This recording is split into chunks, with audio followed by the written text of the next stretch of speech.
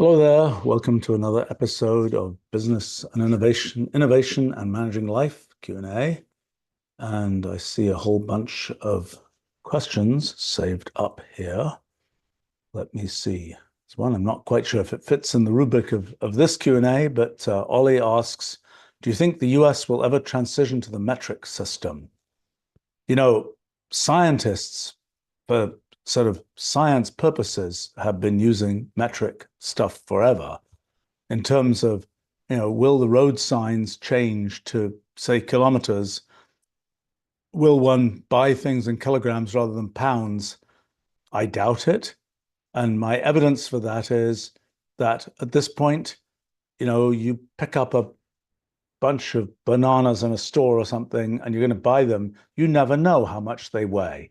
It's just, you put them, you put them on a machine and the machine figures out the weight and the price and so on.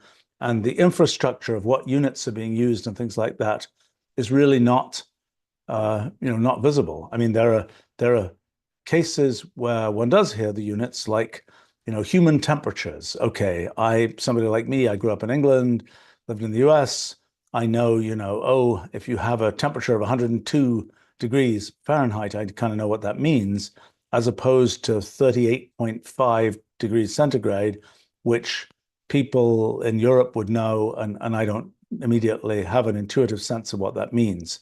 But I think the vast majority of places where kind of units are used, they are an intermediate stage in something else. I mean, like, for example, it's knowing the sort of reading off on the road signs how many miles it is to such and such a place is not something one's doing so much anymore because one's just using a GPS and the GPS is saying this is the time you'll arrive at. And so it isn't so important to know it's 11 miles to that place. It's like, well, how long is it going to take me to get there type thing. So I think that this sort of the infrastructure of units is just less and less human visible. And so there's less and less motivation to streamline anything along those lines. I always remember the fact that when I lived in England, when I was a kid, in 1970, the British currency decimalized. It used to be pounds, shillings, pence, where there were 12 pennies in a shilling, 20 shillings in a pound. And it had been that way for a really, really long time. I remember when I was 5 or 6 years old, saying to some teacher, money doesn't have to work in this silly way, as they were trying to learn how to do arithmetic with, mixed radix, pounds, shillings, pence, and so on. And the teacher was like, it's been that way for 800 years or whatever it was. It'll never change. And then by the next year, it was announced, yes, there's going to be, this decimalization. And it was quite, I mean, I was 10 years old, I guess, when this decimalization thing happened in England. And it was interesting because for 2 years beforehand, on television, they were running these little snippet programs of, try to give people an intuition for what it means. What does, 5 pence is 1 shilling, 5 new pence. They'll say new pence forever, I'm sure. Anytime something changes, it's the new thing. But then after a while, it becomes the old thing, but it's still called new, whatever it is. But then the thing that was interesting to me was you might have thought when sort of this moment of decimalization happened and people were handing in old money and getting back new money and so on, that everybody would be confused. But at least in the zone of people that I was dealing with, it didn't seem like anybody was very confused. It seemed to be rather a straightforward transition. But my feeling is that transition would never have happened if it had been delayed another 3 or 4 years, because 1970 was right before electronic calculators came in. That was 1972, 1973 type time frame. And there just would have been British money calculators, and people would not have worried about the fact that, oh, yes, it's kind of hard to multiply by 7 something in pounds, shillings, pence. They would have just typed it into a calculator and all would have been fine. And there wouldn't have been any pressure to make that change to make things easier for hand calculation, because there wouldn't have been hand calculation going on. So that would be my analysis of that issue.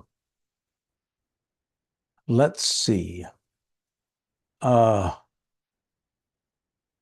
there's a question here from musician. What tricks or methods do you use to stay focused on developing a core innovation while not getting distracted by related features or future potentiality of the innovation, either as an individual or a team? Well, for me, I usually have some core idea. And I guess that my particular way of working on things involves trying to sort of pick it down to the bone of what the core idea actually is and really focus, keep in mind that core idea.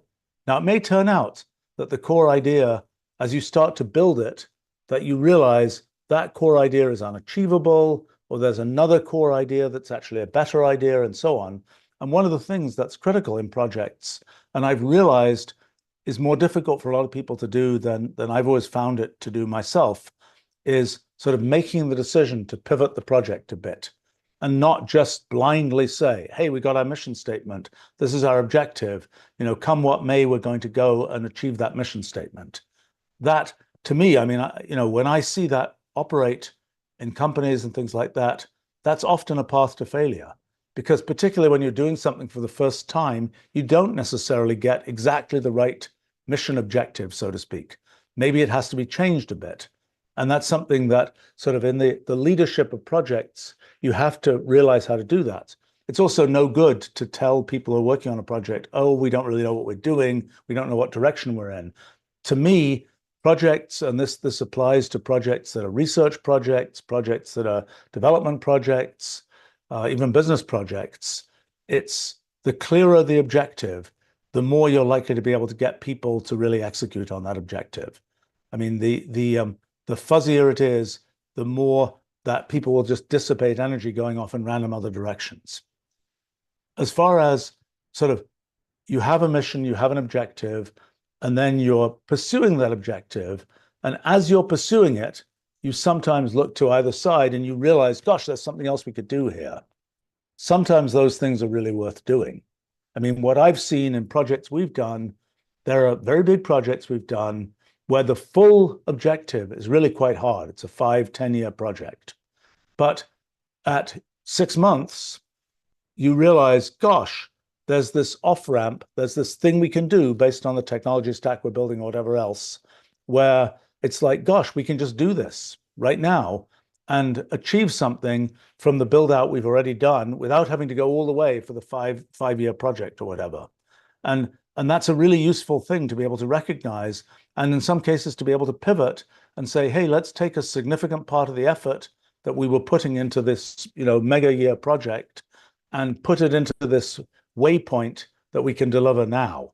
That's a very sensible thing to be able to do, and something that is worth allowing yourself the opportunity to do that, rather than just saying, we've got an objective, we've just got to go all the way towards that objective. Now, one of the things that happens with people working on projects, they'll be the leader, the person who originally imagined the project. They have some direction in mind. There's a question of, how much should they look to either side and try and, chase those little, different rabbit holes and so on. How much should they stay on target? And then there's the question of the other people who are working on it. How much should they stay on target? And I have to say, I think it's a tricky thing. It's quite personality dependent, but there are definitely people where it's like, if they're going off track, they're wasting time. There are other people where sometimes they will explore a little piece, a little ways off the track and come back with something wonderful. But my tendency when running projects is to say, look, the thing you're supposed to be doing is the thing that I told you to do, more or less, and the thing that's part of our main plan. You have a better idea, that's wonderful. Kind of work on it in time that is not part of the project time and come back and show me what you've done. And occasionally I'll say, wow, that's amazing. Thank you for doing that. And we're going to pivot the project to be more in that direction.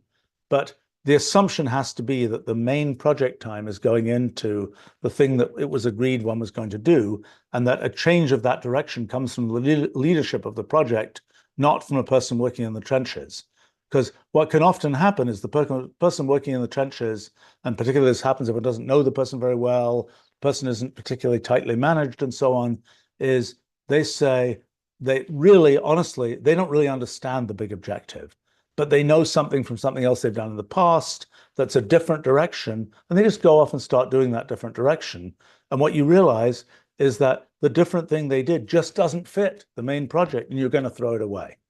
So that's my I guess that's what I would say. In terms of the, oh my gosh, let's think about the project that's 3 ahead of the one we're currently thinking about. Um, that that It's worth having those things in mind. I always think that, you do what you do and you spend some percentage of your time planning the future of what you will do. And for me, I don't know, I don't really have a quantitative measure, but my impression is it's a few percent of the time I'm kind of planning for the more distant future and trying to sort of accumulate knowledge and information and ideas for more distant kinds of things. Most of the time I'm executing on the things that I'm doing sort of here and now. But when you have a project and I've got this whole big objective, and you say, well, let me imagine what would happen. Let's say I managed to do this. What would we do next? And so on. That's worth thinking about a little bit. It's not worth thinking about too much, because my experiences, particularly when you're doing a project that's never been done before, when you finished it, when you built the tower of that project, the places you can see are not places you expected to be able to see. It's very hard to anticipate what it's going to feel like, what capabilities you're really going to have once you've done that project. I mean, it's kind of like you imagine how some piece of software is going to work, then you have to build it. Then when you start using it, you realize, oh, wow, there's this cool thing I can do, but that wasn't something that I anticipated when I originally imagined the project that was going to be done. Let's see. Giraffe asks, do you have any thoughts why people always seem to underestimate the amount of time a specific project takes? Everyone knows a project always takes roughly double the time, but never plan around that knowledge. Okay, I'll tell you a story about the ancient history of our company. It's probably a bit more than 30 years ago now. Person who is actually still working at the company, but was came in and was going to do project management and had experience doing large-scale project management for large construction projects where, they were hundreds of millions of dollars, and you couldn't, mistakes in like cost estimation and things like that would be sort of disastrous. And he said to me that, I'll learn to predict how long it's going to take to do a project. I said, I don't believe you. You can never figure that out. He said, just wait, it'll take a few years, but I'll be able to predict how long it would take to do a project. And he was right. He was able to predict how long it was going to take to do a project. But now the big question was, did he tell that only to management, or did he tell that also to the people who were doing the project? And so we have a very open company, and it's kind of like, let's make sure everybody kind of knows, everybody's on the same page about what we're doing, et cetera, et cetera, et cetera. Let's tell people what the predicted time for this project is, 18 months, whatever it is, 15 months, whatever the time is. Okay, so we started doing that. It was a disaster, because what ended up happening is people said, oh, this project's going to take 15 months. That means I don't have to do anything for the next 3 months. I'll wait because the project is going to take 15 months. So it was a self-fulfilling kind of anti-prophecy, telling people how long, the predicted time to do a project would be. So we just stopped doing that, and we stopped even trying to make the predictions, because we didn't really want a situation where somebody knew the prediction and wasn't telling other people. Now, I think that so that's one of my experiences in, yes, you can learn to predict, but it's not clear you want to know the prediction. I mean, I have to say for myself, I'm always an optimist, I think. And if I wasn't an optimist, I probably wouldn't do most of the projects I've done. If I knew they were going to take as long as they were going to take, they were going to be as hard as they were going to be, I would just not do them. I would say this is too hard. Now, the fact is, if I really were to assess this carefully, I would realize that some projects, at least my original conception of them, I got them done more quickly than I expected. But maybe then the project expanded because I realized, oh, I can do more in whatever time is available, or however I'm allocating resources to that. So, but this question of how do you estimate how long something's going to take? I have to say, I've had lots of experience with lots of different people over the course of time. And like one person who has worked at the company a very, very long time, was would sort of annoy me by saying, this is probably 30 years ago or more, would annoy me by saying, I would say, hey, we're going to do this thing and it should be easy. And he'd say, this thing is going to take 2 months. Okay. And I would be like, you can't be serious. It's easy. You can do it in 2 weeks, whatever. He said, this thing is going to take 2 months. And he was right. But he delivered. And it would always arrive. The time he said it would arrive, give or take. Then there were other people who would come in, the young enthusiasts would come in and say, I'm going to do this. I'm going to get this done. I remember one project. I'm kind of, one project where it was like, in a week, we're going to build this whole giant thing. And I'm like, you cannot be serious. This is going to take a year or more to build. It's like, we're going to build it in a week. Of course, it failed. So, I think it's a funny thing when you're building products, at least in a company like ours, we don't have a good sense of time, budgets, all those kinds of things. We're just building things. And we're trying to get them to the point where they're valuable in the world. We can start selling them, et cetera, et cetera, et cetera. But we're not saying, hey, we know, this project, which has never been done before, which certainly we've never done before, the world has probably never done before. We're going to say, okay, this project is going to take 3.5 months, and it's going to involve, 4 people and all that precision. It's not realistic.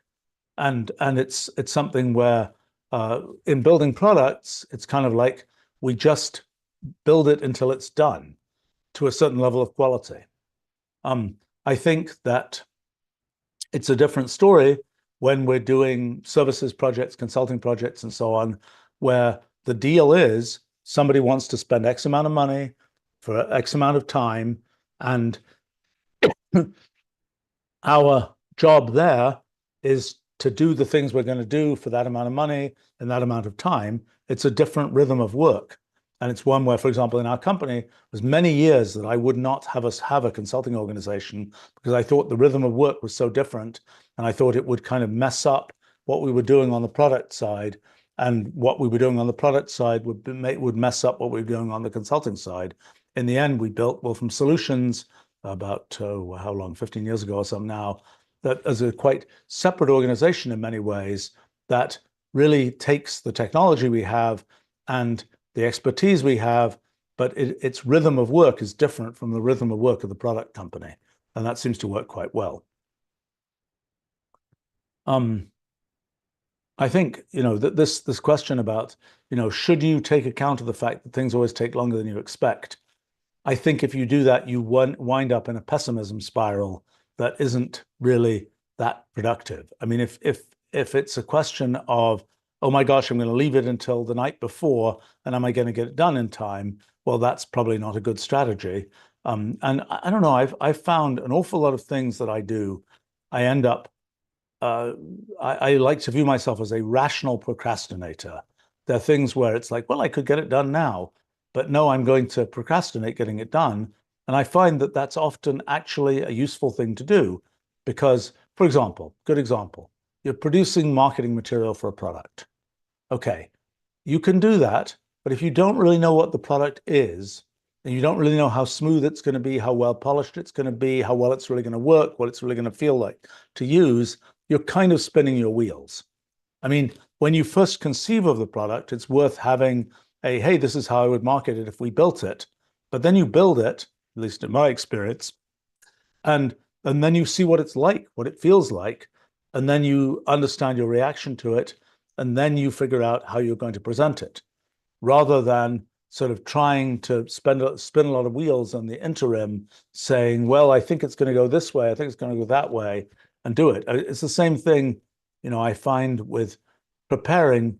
Oh, I don't know, like I'm very bad about preparing talks that I give. I usually don't prepare them at all because I found that actually I give better talks when they're not prepared than when I'm like reading off a script type thing. But that's a case where the more I know about the audience, the better chance I have to give a good talk. And so it's actually a better strategy for me. I gain more by seeing the audience than I do by spending the extra half hour or something offline beforehand thinking about what I'm going to do. So it's another, I mean, as I say, a piece of rational procrastination.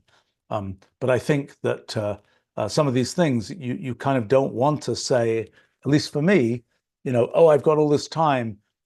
Those are the times when I, prepare a terrible talk, or where I do other things like that, is where I sort of do all these things in advance, and I don't really know what my target is, because that's something that I can only know closer to the time. Let's see. Uh,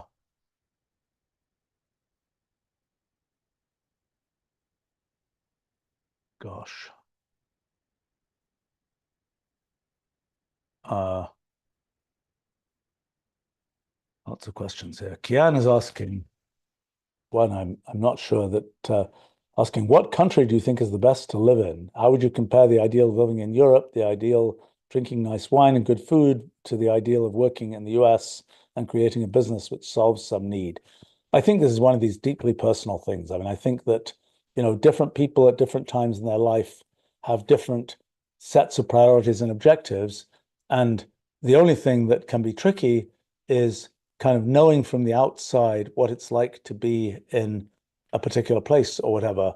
I think that in terms of there's a certain sort of ethos of how things work that can be different in different countries, different parts of countries, and so on.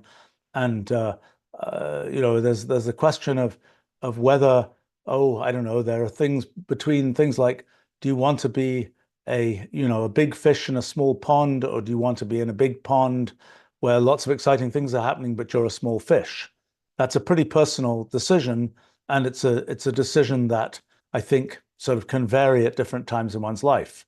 I mean, I think that in terms of sort of the what counts as quality of life. I mean, there are places in the world where just the mechanics of living is easier, and where you can sort of money will just get you the things you need. And there are places where it's more personal work to sort of just lead your life.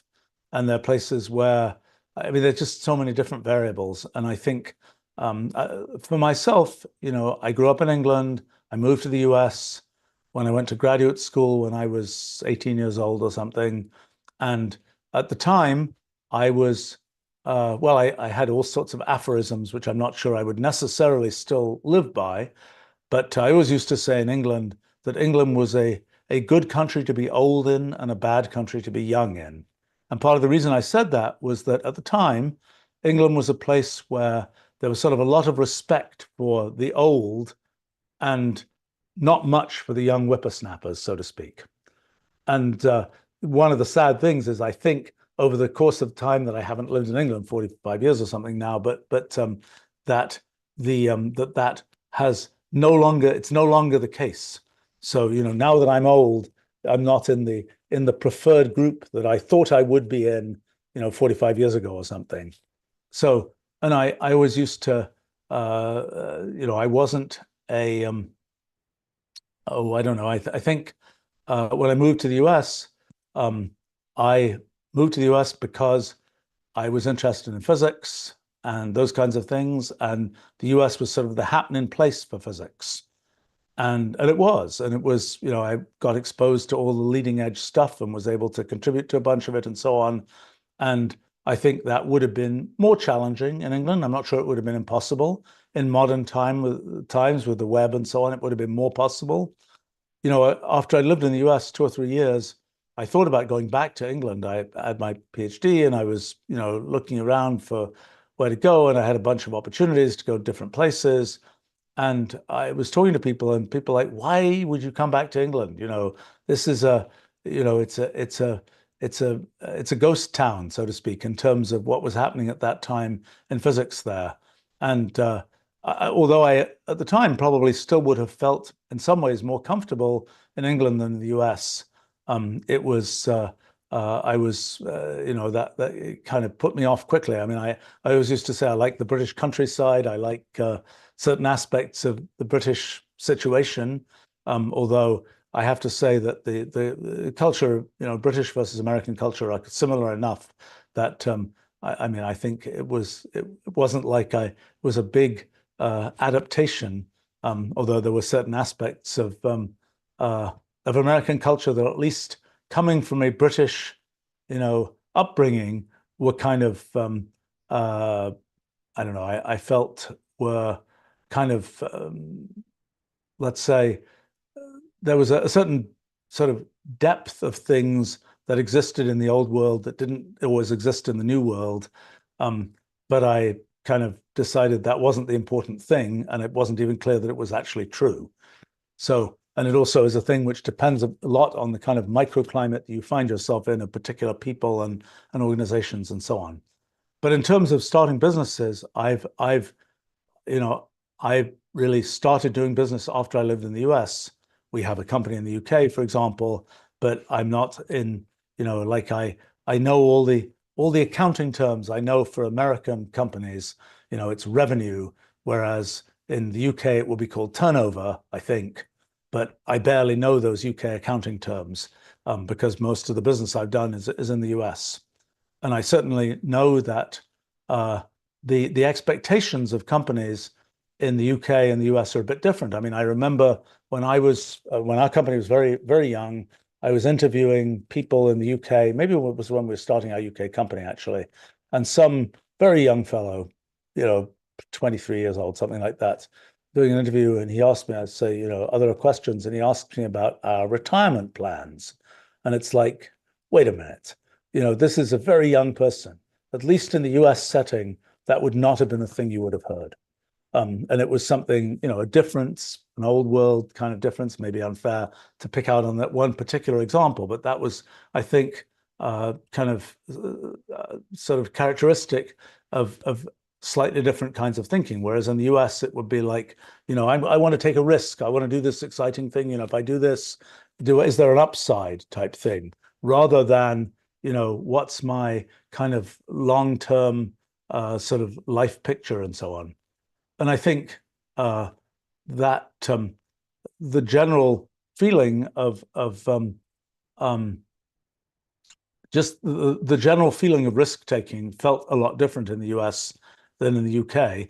I mean, I would say that uh, in I mean, I've not been my very first company back in the beginning of the 1980s was a venture capital funded company, and that was all American venture capital. And I wouldn't have even known where there would be British venture capital. But my impression is that the sort of investment climates and the valuations of companies and the enthusiasm for the new and so on has always been a bit different between the new world and the old world, which translates into literally, a company. If you move it from one place to another, or you get funding in one place or another, there's a factor of 2 or 3 difference in what happens there.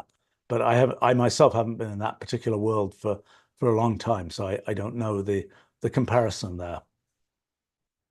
Let's see. Another question from Kian. Do you think contemporary books are worse than the classics? Do you think contemporary films are worse than old ones? What do you think about art being made in general today? Look, one of the things that's always confusing about the classics versus the new is the classics about are the ones that survived. And, I've quite often done historical projects looking at things from the 1800s and so on, and looking at lots and lots of books from that period of time. And there was a lot of garbage books. There are a lot of really silly books. Of course, you've never heard of them now because they disappeared in the intervening, 100 and something years.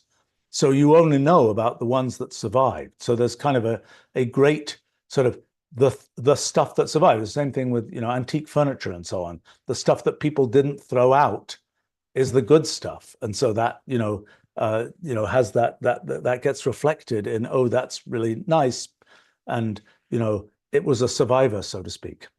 So I think there's, the question of whether there are things that are being produced today, whether the fraction of things that will survive today is comparable to the fraction it was in the past. My guess is that it is comparable.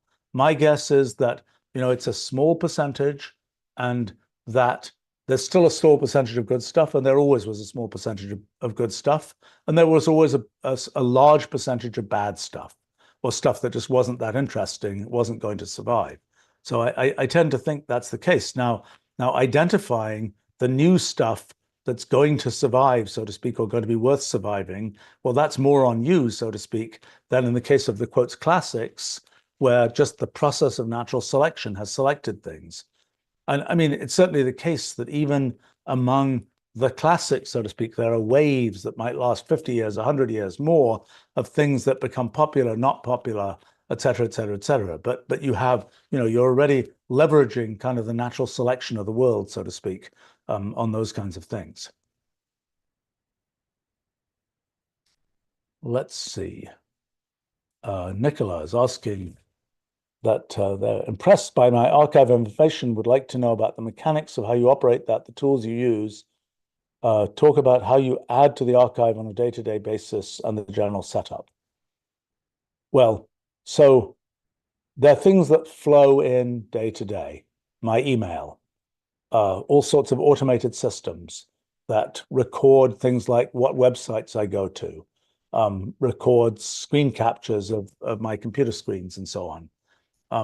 Record nowadays lots of transcripts of meetings and recordings of meetings and so on, and transcripts of things like this. Those things all go into, well, gosh, they go into files on a server and they get indexed. And I've had this thing I call my meta searcher, which just searches everything. And so I'll type in some name or something, and I will get back a whole collection of, I mean, just like a search engine, except that because it's a very structured collection, it'll come back in a very structured way. So for example, there'll be email, which is structured by year. And I can see, it's very useful for me to be able to see when I type in, let's say, the name of a thing or person or whatever else, I immediately get this sense, oh, I was really interested in that in 2010, or oh, I last interacted with this person in 2004 or something like this, or in 1993 or something, because I can immediately see that because I have the counts on the left-hand side of my screen, the window, my counts of the number of email messages or something with that person at that time. So email is very nicely organized by date. So then I have a bunch of other pieces. I mean, same nowadays with websites visited, transcripts and so on. Those are again sort of organized by date.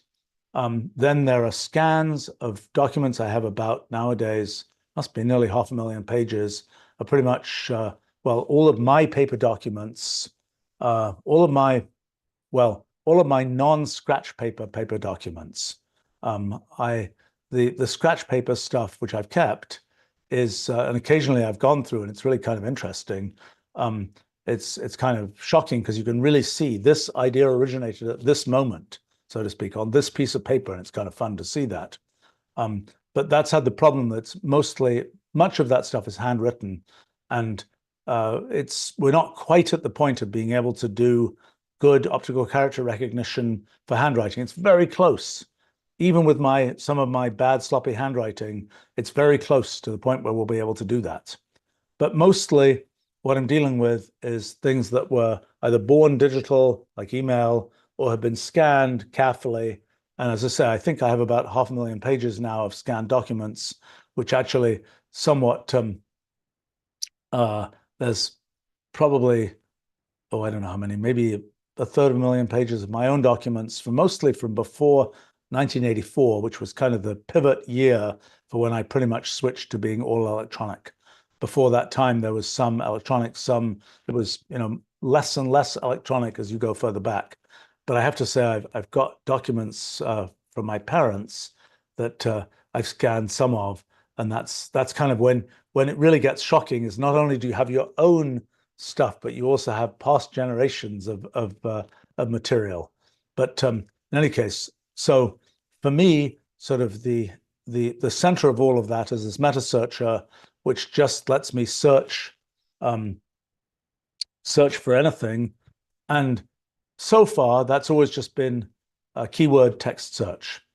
We are just starting to do sort of serious experiments with vector databases in version 14.1 of Wolfram language. We have nice vector database capabilities. So we're able to start doing semantic searches against that data. First place where I'm really trying to do that is sort of an embarrassing place in some ways, which is I write a lot. And I often want to put in links in what I write to other things I've written. But I don't remember always the things that I've written. And even the worst case is when I'm writing something and I have this terrible deja vu that I've written something similar before, but I don't know where it is. And I can't do keyword searches because they're often concept type things. And I'm hoping with a vector database, and maybe I'll even do that in real time as I write, have something that brings up related things I've written before. That might be a thing that would just make me freeze and not be able to write anything. But that's an experiment that I want to try. So in terms of other archive material, I would say that by far the dominant pieces are all these things, the emails, the et cetera, et cetera, et cetera. At this point, the amount of like paper material that comes in has dwindled to pretty much nothing. I mean, it used to be the case I would go to an event and I would pick up lots of business cards. At this point, I think I'm about the only old sort of fuddy-duddy who has business cards. And everybody else is, and I've even switched now to just having a QR code on my phone that goes to a web page that contains links and email addresses and things like this. And I found that the best thing to do is just, somebody says, "Oh, I want to contact you," is just hold up my phone, put up that QR code. I don't tend to use the bump your phone type thing because I don't really, I'm not set up to have, there's contact stuff that I'm not going to give to every single person that I run into. So it's better to have something where I have this QR code that goes to a page, and that page that is sort of a custom page that gets updated probably once a year or so, contains links to things that are likely to be things that are useful given what I'm likely to be talking to people about. So that's been a way to do that. But it isn't the case anymore that I come back from every event with a pile of business cards that get scanned. And as I say, the amount of paper material that I get in the mail and so on has dwindled to practically nothing. So as I say, the main sources are these electronic ones. Now, there are other things that I capture in archives, like every keystroke I type and step I take and heartbeat and all those kinds of things. Those are not as readily searchable. And those are things which usually when I want to know something, I'll pull that out and be able to get that material. I mean, many of those things I have sort of a daily digest that I send back to myself. Like, for example, yesterday was I think a 78,000 keystroke day. So that was pretty good for me. And I was busily working on something. And I see that in the mail that gets sent back to me and the next morning. That's a summary of what was there before. One of the points about having that mail sent back to one point is it's kind of nice as a way of sort of self-regulation of seeing what one had done and, oh, what is one's resting heart rate? How many steps did one take? All those kinds of things. That's all interesting to see and kind of a useful self-regulation thing. Another reason it's useful is so you get a sense of whether the systems that you are using were working. Because, sometimes there'll be things that come back where it's like, I don't know, I have, motion sensors in this house, and it's kind of like gets a map. I don't know really what the point of this is, but when we built this house, I don't know, 20 something years ago, and it's like, let's instrument the whole thing. And so, you can get kind of a map. And as I looked at it over the course of many years, I could see as my children got older, different parts of the house were used more and less and so on. But in any case, I'm not sure that that's particularly useful, but I regularly see the email from that. And I can see that, there are parts of the report that are missing, and then it's like, oh, that thing isn't working anymore, or that thing has some alarm state that it's continuously in, and it's one should fix that. And so it's useful to have that feedback every day because these systems do fail. I mean, with any one of these kind of automated sort of information gathering systems will fail. And if you don't notice that it's failed, you might end up losing lots of data, or it might be a big mess to recover it and so on. So a few thoughts about that. I mean, I have to say, having the sort of enhanced memory of being able to pull up kind of things by keyword is tremendously valuable to me. And it's just amazing how often, probably probably on average once a day, but we peaked at particular times. I'm searching for things and they are in my scanned archives, which means they're from pre-1984, probably, sometimes later, but and it's stuff that's actually still useful to me for one reason or another. And I find that the sort of continuity of history that one gets and the kind of, one lives one's life, but the question is what sort of came out of that? And being able to sort of look back to those things and kind of make use of that memory beyond one's own human memory, I found really, really valuable. Um, Elsie is asking, speaking of the setup, how do you deal with pen and paper, notably for preliminary thinking that may be visual or diagrammatic? And how does that fit into my sort of digital and quantified setup? Yeah, I haven't solved that particularly well. I'm a little embarrassed by that.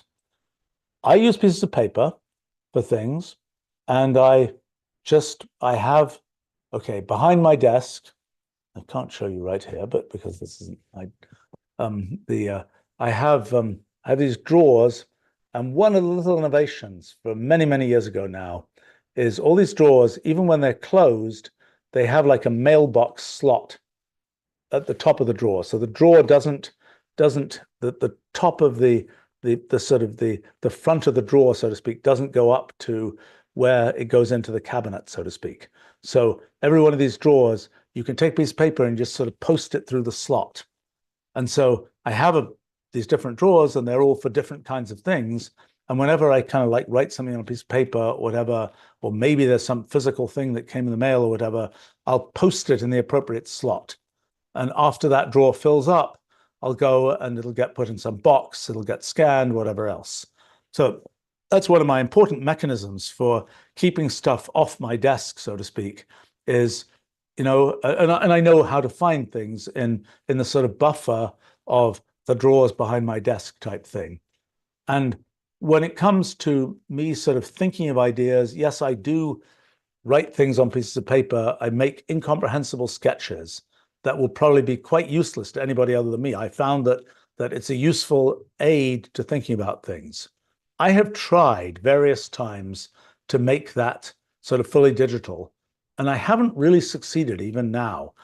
Although I think if I was doing it more, I might put more effort and make it succeed. In fact, so much have I not succeeded that I have, a document camera on my desk that I use for, used for various purposes, but I have used that to just write on a piece of paper. And when I'm sharing it with other people in real time, I just have the document camera looking at the piece of paper that I'm writing on. So the other thing I use the document camera for is when we're doing software development and somebody's showing me something that's working on a phone, for example.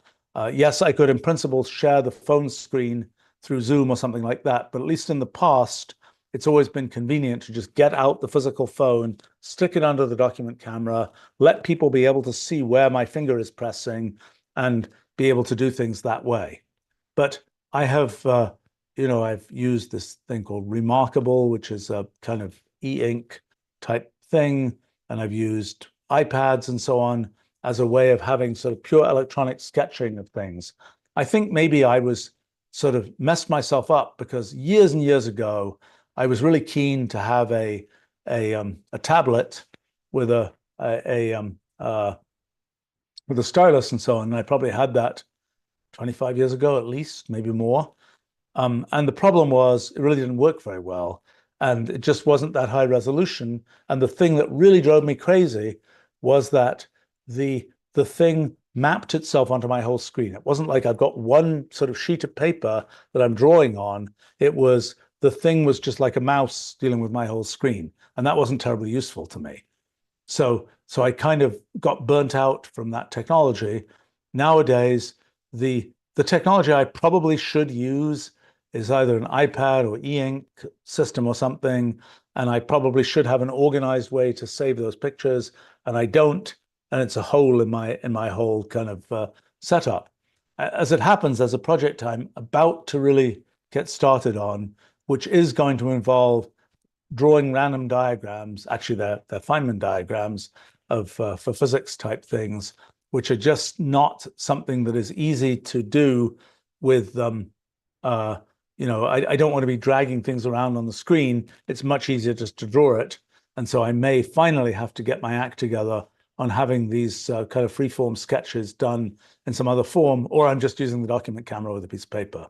I mean, I have to say that one of the things that I've, again, not managed to find to make, actually, I'll say a few more things about pieces of paper. So I maintain a to-do list on piece of paper that I handwrite. And I actually have found that very useful because I have a whole sort of code for myself about how I cross things out when I've done things. I have a vigorous crossing out, which means it's really done. And I have this sort of crosshatch thing, which means it's kind of passed off to somebody else and it's probably done, but I don't really know. It might still come back, so to speak. But here's what I find. I have, usually a pad of paper, and it'll be the whole pad, and it'll just be the top sheet will have the thing written on it. And, I'll go through over the course of a couple of weeks or something, and I will have mostly gone through the to-do list. I find it very satisfying to cross things off on the to-do list. And then when it's almost all done, I will literally, in a very, very low-tech way, copy over, handwritten, the things that aren't yet done to another to-do list. And I've just found this whole process kind of forces me in a way that when I have online, to-do lists in a notebook or whatever else, I just don't end up having the same connection to them as I do with this crazy antiquated, handwritten to-do list type thing. Now, they're probably for the things where there's a huge list of things to do, it probably wouldn't work. I mean, at any given time, maybe there are 15 things on the to-do list.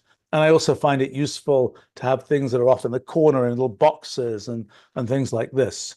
And I found that psychologically and practically useful.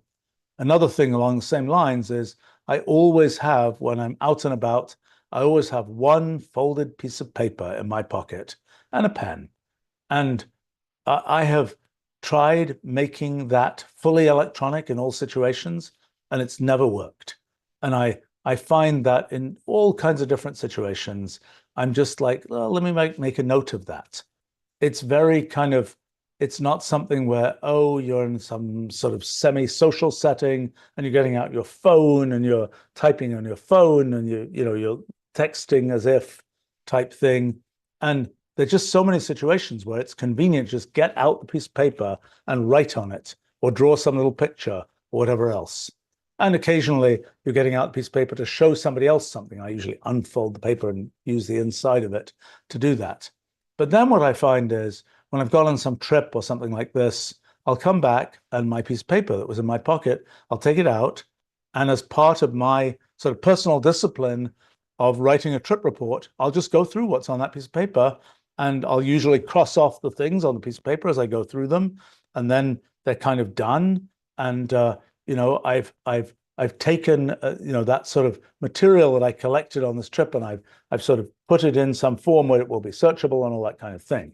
But it seems very low tech, but I have to say I've been trying to replace that I've been doing that now for, oh gosh, I think that might be even 50 years of the piece of paper in my pocket type strategy. I would say it has worked rather well.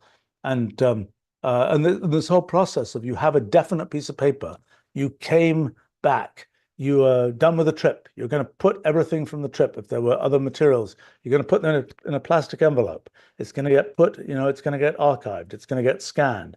Okay, the little piece of paper that was in your pocket, before you put it away, you go through the items that were on it and you put them in a trip report. Let's see. Elsie is asking, how do you deal with memorabilia, both physical and digital? That's a reasonable question. People give me all kinds of weird and interesting things.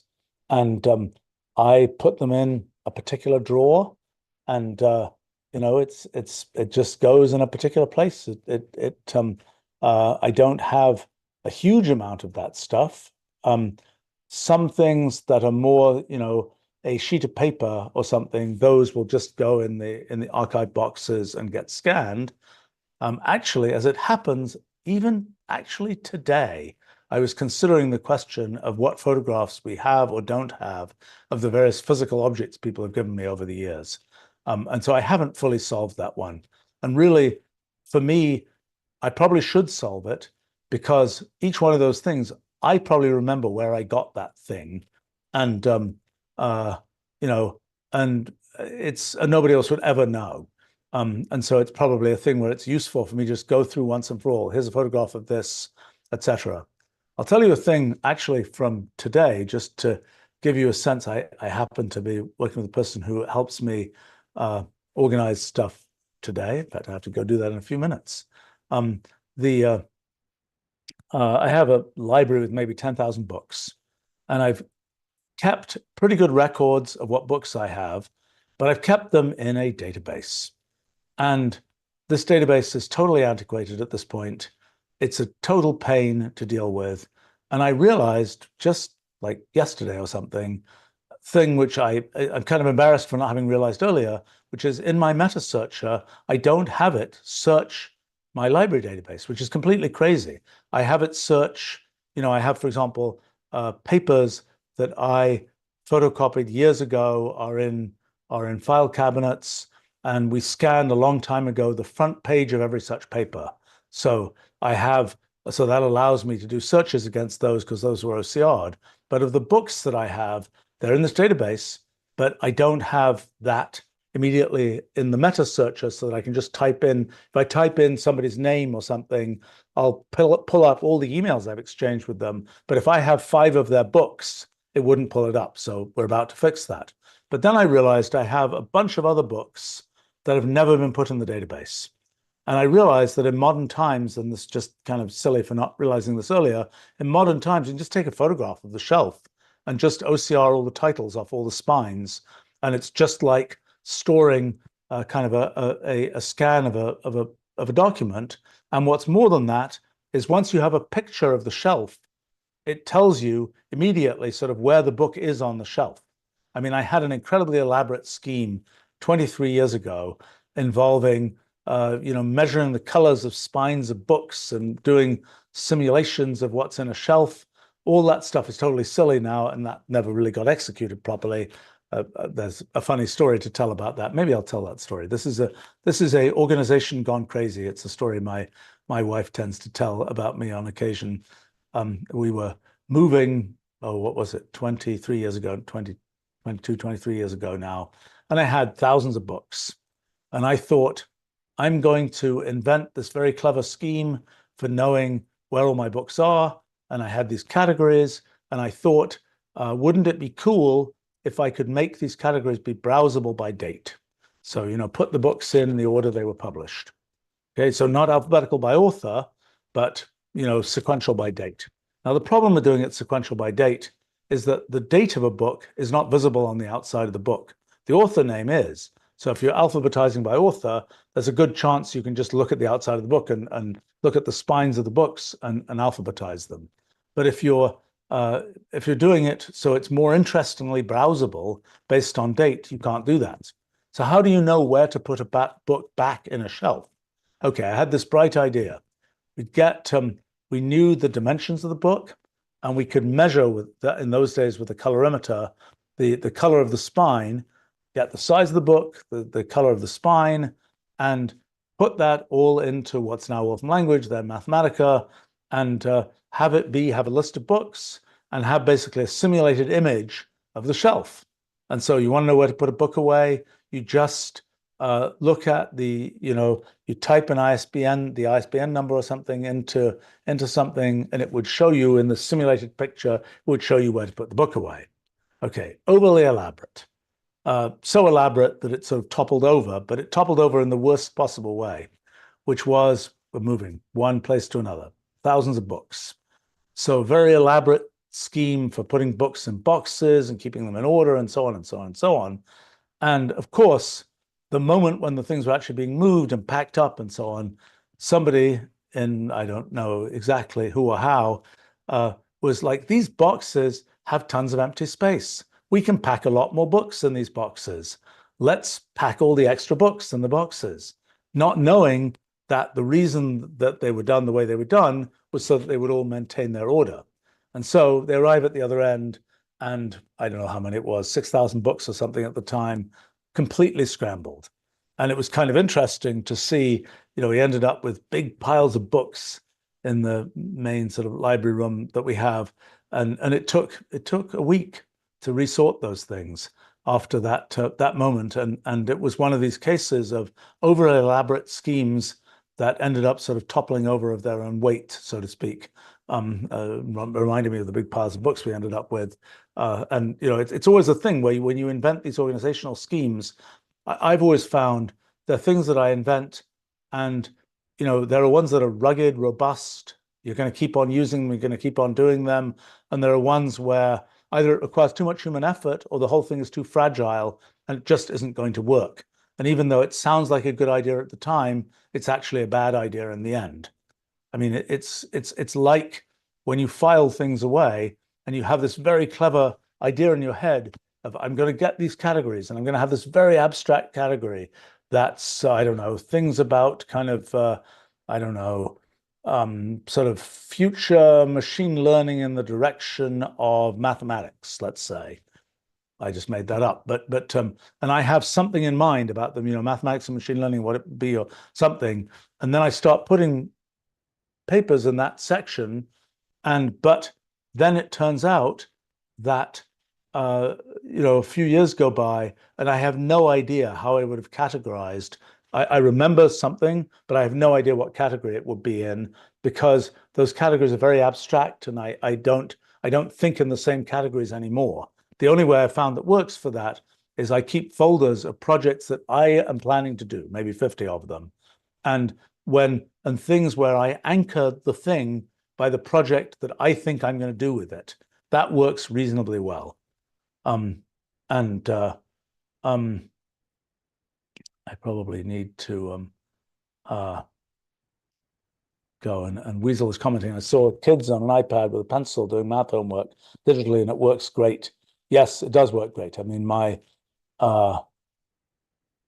have 4 children. I believe 2 of them use those things. Now, one of them is a mathematician, so that's kind of and one of them is a college student. So that maybe those are the 2 who use sort of the tablet thing a lot, and it does seem to work well for those in those particular settings. And yes, I think it's it's really honestly it's a thing. Is again a thing about organizing oneself is there's an investment to make in getting used to some particular kind of system.